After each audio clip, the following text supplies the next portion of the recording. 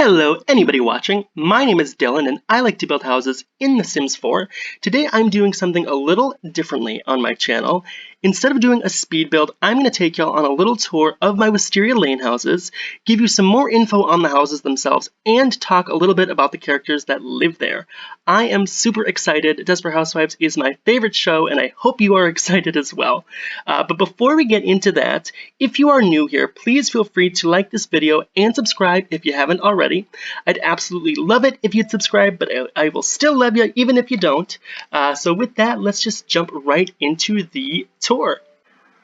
Okay, so we are going to go in chronological order based on the addresses of each of the house. So that means that 4349 is the first house that we're going to go through here. I gave this lot the lot traits of fast internet, bracing breezes, and penny pixies, and it costs over 522,000 simoleons, so it's quite expensive. In fact, it's the most expensive house out of the 5 that I've finished so far. A little bit of information on this house is that this is the house of Carlos and Gabrielle Solis. As far as the show goes, they move into this massive Victorian house in the summer of 2003. So that's about a year and a half before the pilot episode airs, which is set in October 2004. Carlos is a very successful businessman. I don't remember what company he works for, or I don't remember if they do anything with that. And Gabby is a former model who just turned 30. Oh my god, she's so old. She can't be 30. You can't be 30 and a model.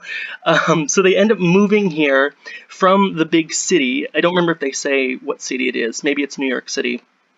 But they move here from the city to here, and at first Gabrielle hates it because she doesn't have any friends. She doesn't have a job. She can't find work.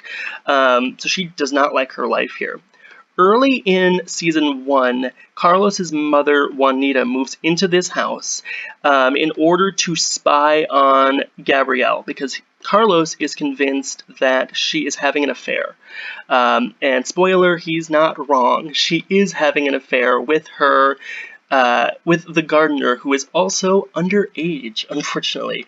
Not quite a storyline that I think would really fly today, but this was 2004, so you can do what you want back then. Anyway, so Carlos's mother, Juanita, finds out about the affair. She takes a picture of Gabrielle in an embrace, and she runs across the street trying to find her son. And wouldn't you know it, the second she runs out, she ends up getting hit by a car driven by Brie Van de Kamp's drunk son Andrew, and falls into a coma, and eventually she dies. So she's taken out of the storyline faster than Venus Delight was taken out of season 3 of Drag Race. She was just yeeted right out of the story, and it's almost like she didn't matter for a little bit. But that does end up coming back to bite Gabby and Carlos and then Brie's family a couple seasons later in season 7, end of season 7. They finally revisit that, but some crazy things happen on this street. During the course of the show, Gabby and Carlos, they both have affairs. They get divorced and remarried. They have a lot of marital and money troubles. They probably have the most money troubles of almost anybody in the show. But they still are able to have this big, massive house. They have 2 daughters together. Carlos goes blind, then he gets his sight back because plot. Then finally in season 8, Gabrielle goes through and she redoes the living room and dining room area. But I decided to not showcase that here in this build because I think it's fugly, and the house looks the same for almost the entire course of the show, and she changes it right at the end, so I did not really care. Eventually, they move out of this house right at the end of the show. Spoiler. But this is their house. So this house has 6 bedrooms and 5 full bathrooms. It took me about maybe 3.5 hours to do. I really like how it turned out. I think it's cute. Although the color is maybe a little off. I could have used a brighter yellow color. But here is the first floor. Here is their living room. I don't think that their living room is supposed to have a TV right here, but I wanted to put one in anyway. Over here is the other living room that is connected to their kitchen. which is right here, the kitchen that Gabby would never cook in this kitchen because, why would she cook? So on the second floor here is the master bedroom over here. Master bathroom, which is great. It's very, it's almost like it's famous. You can find a lot of pictures of this. Like if you look at this bathroom right here, there's a lot of pictures of it on Pinterest, and people say, bathroom goals, which I can see that. So this isn't quite perfect and quite accurate, but I like how it turned out. And then here is the third floor, which is not shown in the TV show because I don't think there is a third floor, but I wanted to give it a little more, a couple more things. So there's a bedroom right here, and then there is another bedroom here that is set up as a storage area, but there is a bed, so it is technically a bedroom. I don't think these windows here are to code, because I think when you have a house, you need... The windows need to open just in case there's a fire, but hey, this is Sims, not the real life. So this is 4349 Wisteria Lane, and let's jump into another house. Okay, so going on to the next house here, this is 4353 Wisteria Lane. This is the home of Susan Meyer when the show first starts. As far as the show goes, she moves into this house with her husband and her infant daughter Julie in 1992. By 2003, fast forward to 2003, her husband Carl has left the family to pursue a relationship with his secretary, with whom I believe he had an affair. And she was, the woman, I don't remember what her name was, probably Stacy or Brittany or something. They went to have a relationship, and then it apparently fizzles out really, really quickly. But by the time of the pilot, it's been a year since Susan's divorce. And so the first season really kind of focuses on her budding relationship with the new neighbor named Mike Delfino, who he himself has his own mysterious past. So he's kind of part of the mystery of the season as well. The first season focuses on the death of their very good friend Mary Alice, but Mike is also part of that mystery as well. Season 2 finds Susan finding her biological father, who she thought was dead. She didn't tell him that she was his daughter when she found him, because Susan learns that she was actually the product of an affair between her parents, but she is hanging around him all the time and trying to get to know him, so much so that his wife suspects that they are actually having an affair. So in a kind of famous scene, Susan goes out to get the paper from her yard and turns around to see that the word whore has been spray painted on her garage, and she is mortified. And then who drives by? Susan's neighbor and rival and her ex-husband's current girlfriend, Edie Britt. Edie just looks right out the window, and Susan sighs, and she says, "Hello, Edie. Is there something you'd like to say?" And Edie just looks at her and goes, "Nope, that pretty much sums it up," which is funny. And then it cuts to commercial, which is pretty funny. Most people who like Desperate Housewives know that scene.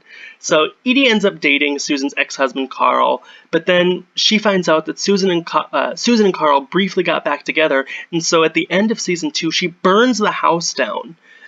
Who does that? Apparently Edie does. So the house gets burned down in the end of season 2, but it gets rebuilt basically in the exact same way, at least as far as the exterior goes. The interior was built a little bit differently. But so that's something that happened. So as far as the show goes, Susan does end up marrying Mike in season 4. They end up getting divorced and getting back together. But they have a child together. Julie gets older and moves out. And then in the last scene of the show, Susan is actually moving out of Wisteria Lane. And she sells her house to a woman named Jennifer, who she meets right outside the garage here, I believe. And she gives her the keys, and Susan drives away, and then Jennifer puts some sort of box in a cupboard in the garage, and the narration just says, everybody has their own desperate life or something like that. It's kind of silly, but it works for the show. So this is the house itself. I really like how it turned out. I think it's a pretty good representation, like I said in my initial video of this. I love this kitchen right here. I wish I had this kitchen myself, but I don't cook, so I guess I don't really actually need it, do I? But anyway, it photographs well. So here's the first floor. It's got the bathroom that is not actually in the show, but it's there anyway because I like it. Nursery right here for Susan's grandchild who gets born at the end of the show. And then on the second floor, we have Susan's bedroom, Susan and Mike's bedroom, master bathroom over here. It's probably my favorite bathroom out of the houses that I've done. And then her son's room, who's a child, and then this would be Julie's room or a guest bedroom once Julie has moved out.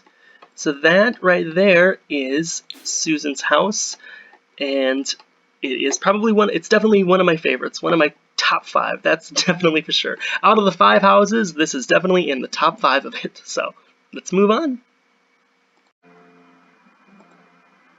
Okay, so moving on, we are on 4354 Wisteria Lane. This is Brie Vandekamp's blue Dutch colonial house. I gave it the lot traits of private dwelling, homey, and chef's kitchen, and it costs about 410,000 simoleons. So it is the second most expensive house after 4349, and for good reason. It's very well decorated, I think, and perfectly encapsulates the character of Brie, who I've created down here. It doesn't really do Marcia Cross justice because she's quite striking, but I did my best. Create a sim is not something that I usually do. But as far as the house goes and a little information on Brie, I honestly might need to do a separate video on her, just to be quite honest, because I love this character that much, and I honestly don't know if I can fit everything that I want to say about her in this kind of short time frame. Just know that her character is, to me, the most well-written character in the show.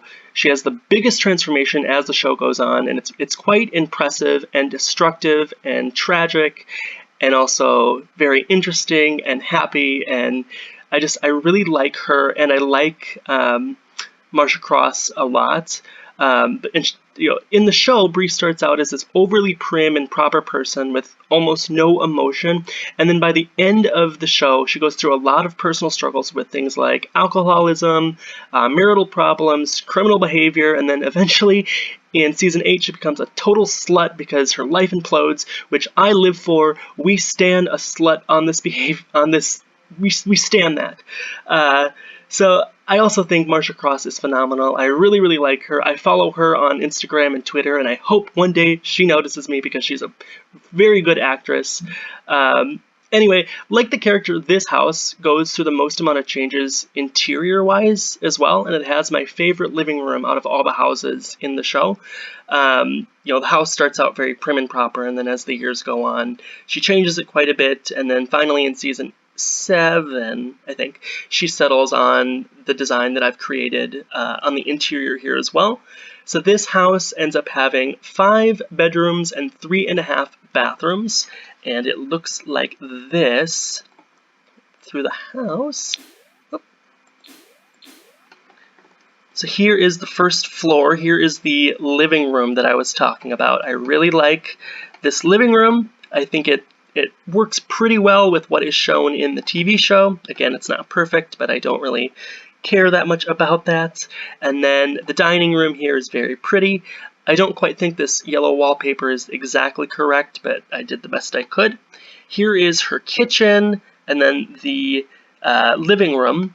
She's got 2 separate living rooms as well. I think a lot of these houses do. Here's the second floor, again with the bathroom that I didn't make it a perfect representation as far as what's in the show, but I decided to do it a little bit differently just because I don't like the bathroom in the show. So I was like, I'm going to do it a little bit differently. But I think it still works, and it's very pretty. And then you go to the third floor here, which has another bedroom right here, another full bathroom, and then this room is just like a little skill building room. I don't quite think that this third floor is actually accessible as far as the show goes. I've never seen anybody go up there, and I don't think that there's a staircase to it, but I put it in anyway because Sims could always use more bedrooms and bathrooms. Here is the back of the house. Now the master bedroom is actually not the one that's connected to this balcony. This would be Danielle's room. So she's got her own balcony. And maybe, I don't know, now that I think about it, maybe I could have put a door here in the bathroom, but whatever. So there's Danielle's room. That's her oldest daughter. She has two kids, Andrew and Danielle. So Danielle's room is right here. I think it looks pretty good. And then here is Andrew's room.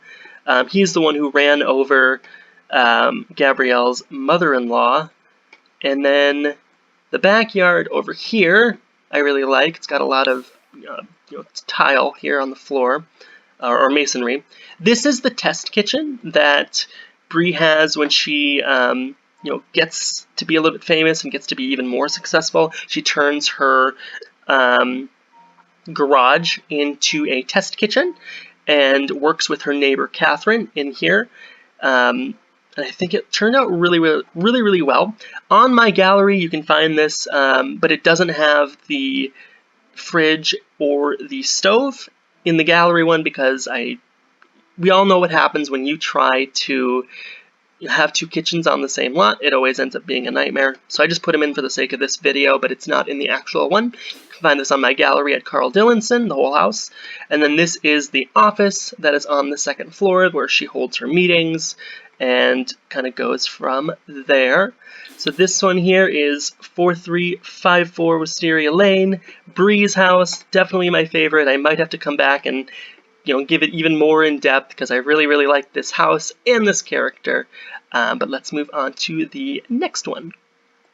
Okay, so moving on, this is 4355 Wisteria Lane. So this is the home of Lynette, Scavo, her husband Tom, and their hordes of children. As far as the TV show goes, they move into this house in 1997 and then leave in 2017. Now the show ended in 2012, but there is a 5-year jump around season 5. So that's where that discrepancy comes from. Most of the storylines in this that go with this house focus on Lynette and Tom's somewhat unstable marriage. And that's not necessarily because of a lack of compassion or chemistry, but because neither one of them are really all that family orientated. But they have thousands of children.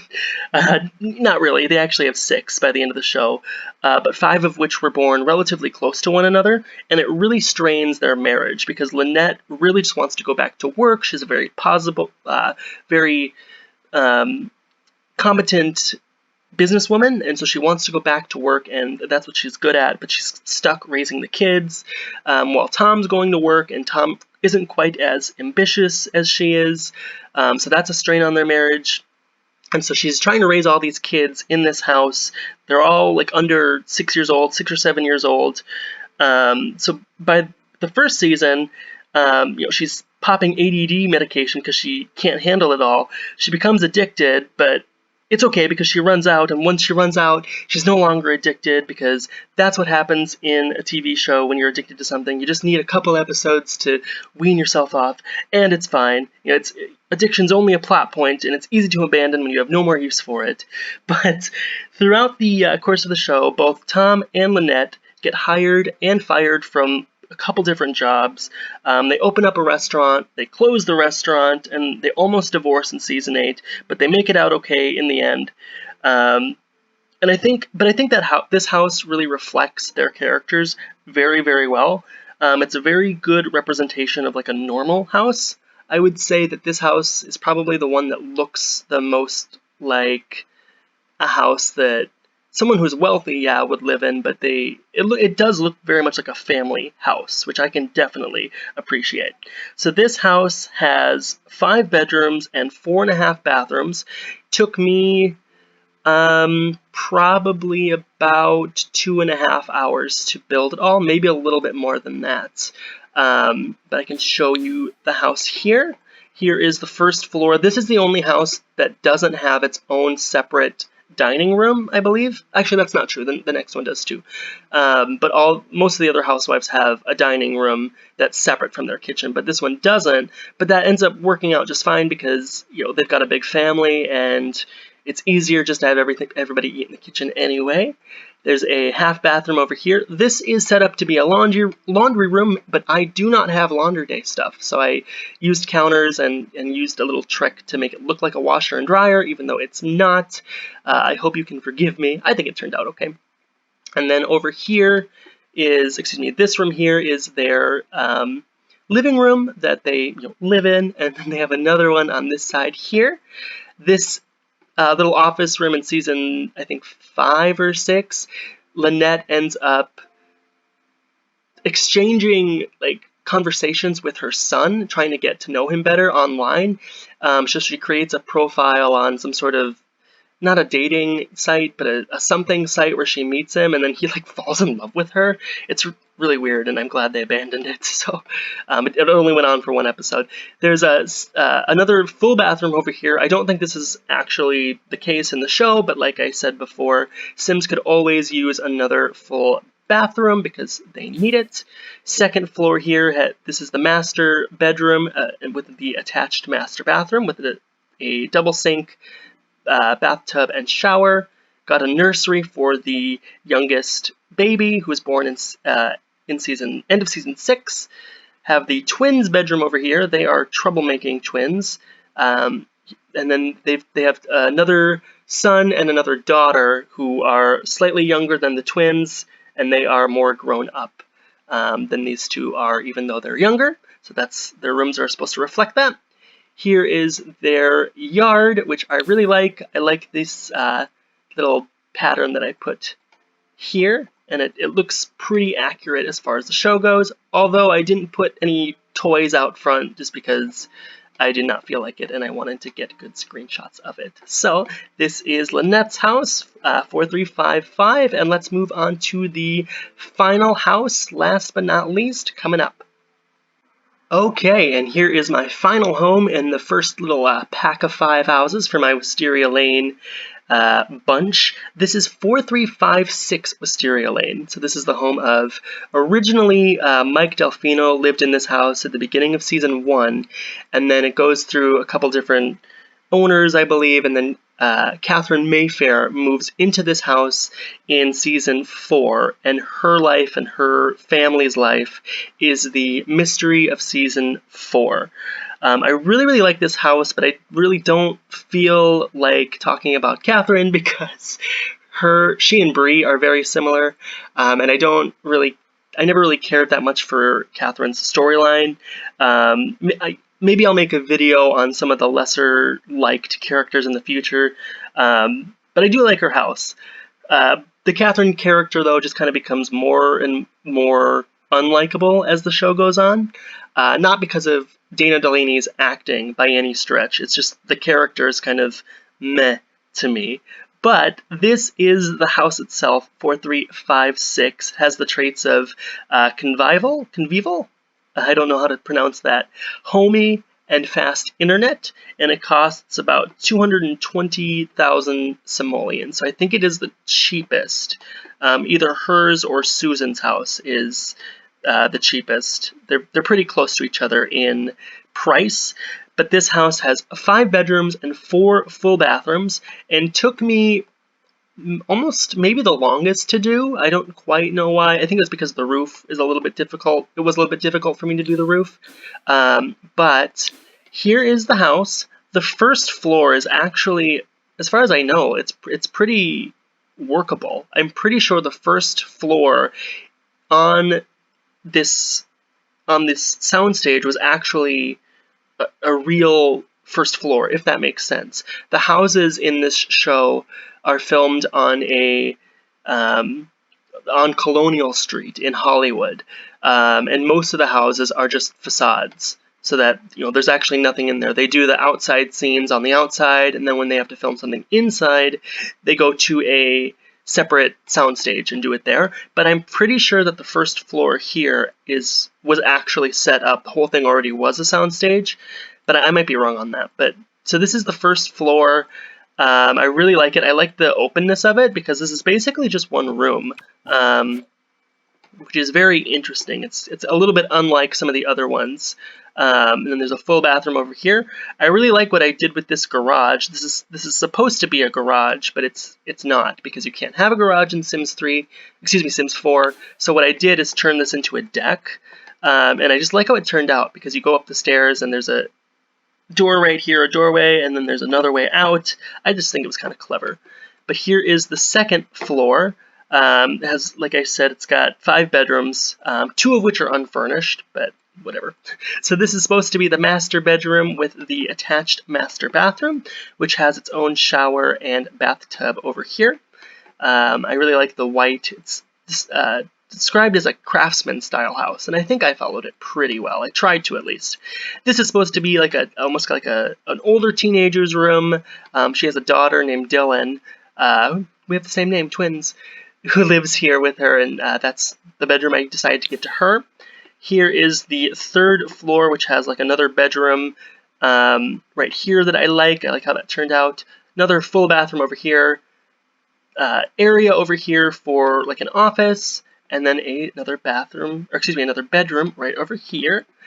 I really, like I said before, like the look of this house. This look is probably one of my favorite looks, for sure. I think it's very cute, and very realistic too. And then it's got a very small backyard, but it's cute. It's got this little outdoor eating area, which I think all of the houses have, but it works with this house really well, I think, because it's so small and it's cozy. Small and cozy. Although this house is actually pretty big, but whatever. Okay, so that is my tour of Wisteria Lane, and I hope you had just as much fun as I did going through these houses and going through a little bit of the history of each character in these 5 houses. Don't look at this one here. I'm still making a video on that one. It hasn't come out yet, so pretend that one's not here. Remember, you can certainly find all of these houses on my gallery at Carl Dillinson, so same name here on YouTube, and all of these houses, none of them have CC in them. It's just a couple of expansions for each house, no stuff packs, so you should be able to find them pretty quickly if you just type in my name or type in Wisteria Lane. You can certainly find them there. Remember to follow me on Twitter, Instagram, and here on YouTube at Carl Dillinson in order to stay up to date with my latest videos. I'm going to do my very best to be posting speed builds on Thursday, so please subscribe. I'd love it if you'd subscribe, but I will still love you even if you don't. Thank you so much for watching. I hope you have a fabulous rest of your day. Bye-bye.